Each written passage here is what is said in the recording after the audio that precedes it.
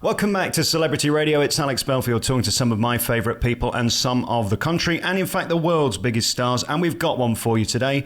Ronan Keating is a man who can do the business, and he's got a brand new album out called Time of My Life, and he joins us in the studio now. How you doing, Ronan? Hey Alex, how's it going? Now, how long have you been doing this? 23 years. 23 years. I've been doing this 20 years and you've never spoken to me before. What is it about me you don't like? We've just never been in the same room at the same time, Alex. I keep missing you in the corridors. That's it. I've been watching you from afar for many, many years, and it seems to me you're the business, you can do it. I saw you live in Once last year, and it seems to me if you can turn up and do it 8 times a week the way you did, you're a pro. Congratulations. Your voice is just superb. Oh, thanks very much. I mean, that was it was a graft to do that 8 shows a week. I loved it, and coming away from it, it's one of the most rewarding creative processes I've ever had. You know, it was a really, truly brilliant experience. You try and do different things, you know, you try and make it interesting for the cast and for yourself and for the audience all the time, trying new things with it. But really, I mean, it's the thing, you're never anywhere else in your headspace other than the show when you're engaged in those. Like for me, it was 3.5 months, actually 4 months with rehearsals. So it consumed me, totally consumed me. You have no social life. I didn't go out at night. I went home every night.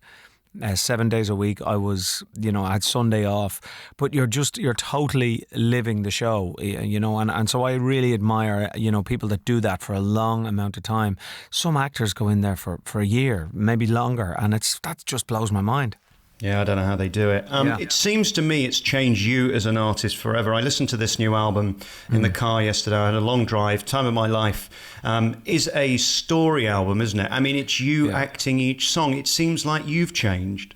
Yeah, I have. I definitely have. I'm not a child anymore, even though, in your head you never get past a certain age, and I think I'm still 19 or 20, But I'm 39 years of age now, and, my eldest son is 17, and life has moved on and things have changed a lot. And I'm very, honest. I'm honest to myself about, who I am and where I am, and I'm not trying to, fool myself into, different things. I'm really excited to be where I am in my career, to have this opportunity to write these songs, to be able to sing them like I can, and to get out and do it, and turn up at 7 a.m. and do Lorraine and do it live, or, turn up at, a festival with my guitar and just do what I do. And that's, that's an exciting prospect for me, and an acceptance. When I saw you last night on the London Palladium or on the One Show, it seems like you're a guaranteed act that can do it. That must be thrilling for you, that you started out in a boy band as a pop star and now you're a credible artist. I guess that's all you ever wanted. Yeah, I think credibility is a word I never really would, use. I guess at a younger age I realised that, bands like, Radiohead and Blur and Oasis, they were credible.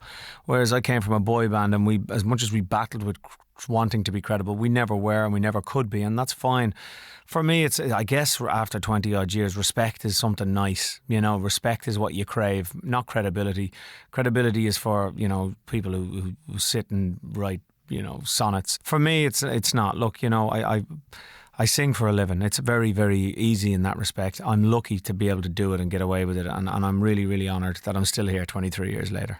Seems to me that to have longevity in any career, you have to be distinctive and have a gimmick. And your voice is very different. Is that affectation? And I mean that as a compliment.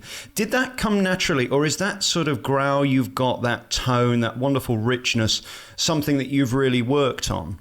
No, I think the kind of that growl, that sound that, sometimes people mimic, which, is funny, is that was me being unsure about my voice. That was me trying to just sound like I thought I was supposed to sound like. I had no idea. We didn't have any guidance. I was 16. We didn't have any vocal coaches, nothing. I just did it, and that's what stuck. But actually being in Once kind of took me away from that, funny enough, and I sang in my Irish accent in Once, which is something I never really did beforehand, and that kind of taught me a lot about my voice and vocal ability and so on, and that definitely changed my approach to how I put the vocals down for this album. And I'm far more aware of this will sound really weird, but where my voice is in my mouth. Because, it can, for some singers, it can sit in their throat, it can sit in, in your head, at different places. And, getting vocal coaching on once was a real eye-opener for me. And, that's really helped. Is there more of a pressure just sitting there with you and a guitar than with the boys? Because at least they can be slightly responsible if it goes wrong. Yeah, I think the thing about Boyzone is we were irresponsible, not responsible, and in that irresponsibility, you can kind of get away with anything. And that's not necessarily the best thing, but you can. I mean, if something went wrong, it looked like it was supposed to go wrong. Whereas when you're in my shoes as a solo artist, when something goes wrong, it looks like it goes wrong. So it's far more difficult as a solo artist, and I really enjoy that responsibility. But it is a stress. It keeps you on your toes, and that's really what it should feel like, I think. So going out with my guitar on this tour is a very exciting prospect for me. I've really enjoyed the promo on this album and getting on TV and singing, and as much as we can, we've been asking to do it live rather than singing along to a backing track. And it just feels right. It feels organic, and I'm looking forward to that on the tour.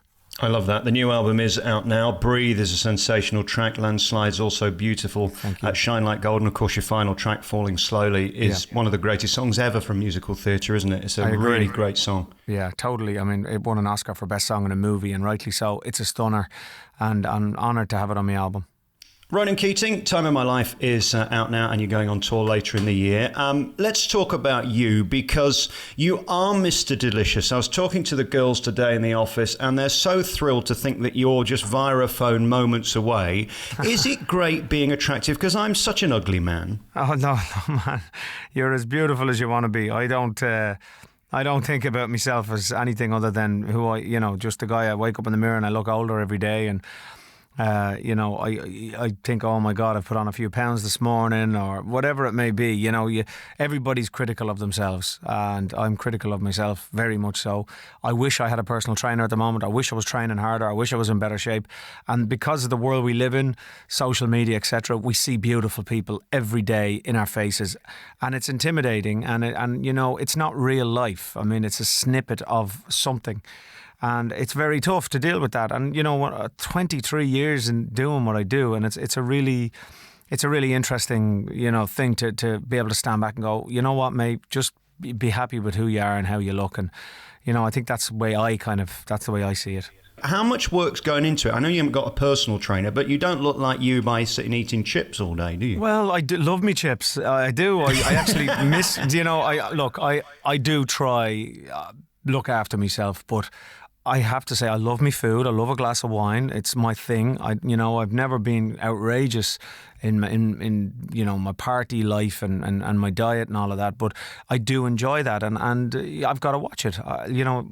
People say when you get to your 40s, your metabolism slows down. I'm starting to feel it. So you've got to work that little bit harder to stay lean, and I've got my routine and what I do, and at the moment it seems to be working. I don't know how much longer. I want to talk about Stephen Gately. I got to talk to him a few times, and he was such a remarkable entertainer and performer, and I lost a mate to a brain tumour. We're about the same age. Right. You never really get over, do you, the fact that a friend leaves you? It's so shocking and it's so sad, and of course it leaves a gap in your life. Yeah, well, it's funny, I was on TV this morning talking about Boyzone, and up pops a picture on the screen of Theo and myself together, and people just take it for granted. They'll just throw that picture up.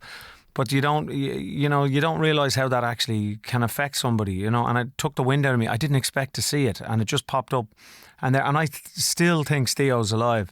I still have his phone number in my phone. Those things. It's hard to fathom that someone so alive is gone.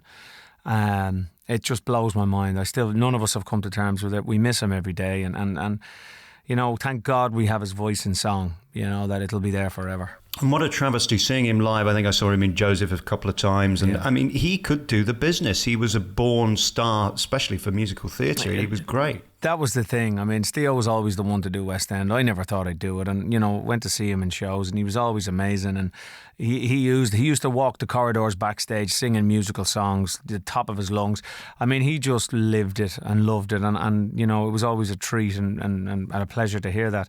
But yeah, it's just hard to believe that bright shining star is no longer there, And I know there's talk of Boyzone coming back. Firstly, is that true? And secondly, will you be paying homage to him and somehow bring him into the show, find a way of including him? Yeah, I think, 2018 is 25 years of Boyzone.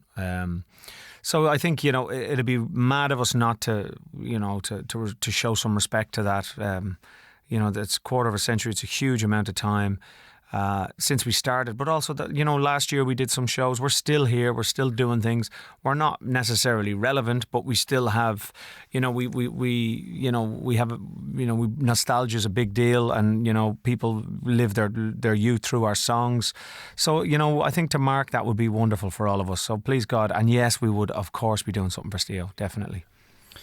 You seem very humble about your achievements. If we look at the numbers of songs of which you've sold, I mean, it's remarkable. You do know that you've brought incredible happiness to many people and you've defined the teenage years of many girls' lives. I mean, you shouldn't put yourself down over that. Whether you're relevant or not now is neither here nor there. No, I don't. I mean, I don't. I think people need to be real about, your place and where you are and what you do and what you've done. And I think that's very important for my psyche as much as anything else, because you can try and battle with the Biebers and the Ed Sheerans and get frustrated and get but you shouldn't. You should be, what I am is I'm grateful for what I've achieved and where I am, and to still be here today and still sell records and still be able to do shows and sell the shows.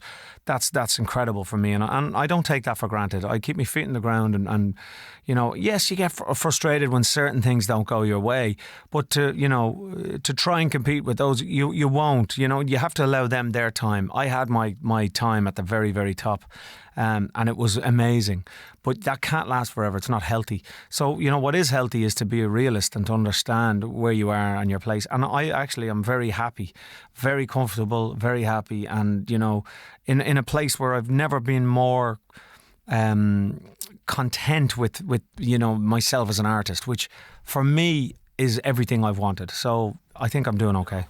I wonder if that contentment comes out of private happiness. I mean, you've just signed to go and do another show down under, but ultimately the home is where the heart lies and where your happiness is going to be born. Congratulations. Thank you. The children, the wife. It's going pretty well, isn't it? Life is great. I'm good. Yeah, bought a new home in the country, and the kids are great. They're growing up fast, 17, 15 and 10.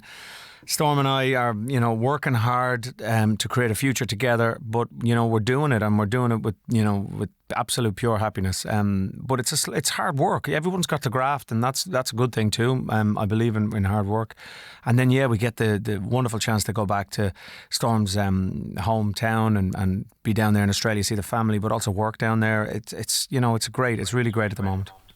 And again, you must pinch yourself. I mean, you're living the dream. You've found private happiness. You've got professional success. You're still in work. You're still doing it. Very few can say that. And I think that is testimony to your core talent, which is your voice. Congratulations. Ronan Keating's new album, Time of My Life, is out now, and you're back on the road later in the year. I really appreciate talking to you. You're one of our greatest talents, and that's the reason you're booked on all of these shows. Ronan, thank you for your time. Thank you, Alex. I really appreciate it. Thanks, man.